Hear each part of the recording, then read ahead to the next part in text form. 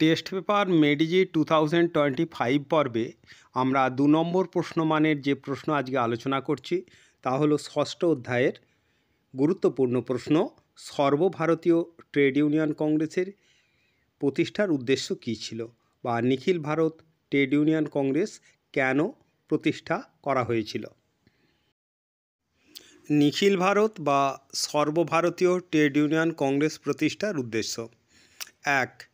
1920 খ্রিস্টাব্দে 31শে অক্টোবর মুম্বাইয়ে লালা লাজপত রায়ের সভাপতিত্বে সর্বভারতীয় ট্রেড ইউনিয়ন কংগ্রেস বা নিখিল ভারত ট্রেড ইউনিয়ন কংগ্রেস প্রতিষ্ঠার উদ্দেশ্য ছিল ভারতের শ্রমিক শ্রেণীর স্বার্থ রক্ষা করা। 2. শ্রমিকদের মধ্যে সমাজতন্ত্রের প্রসার ঘটানো। এবং 3. ভারতের জাতীয় আন্দোলনে শ্রমিকদের যুক্ত করা।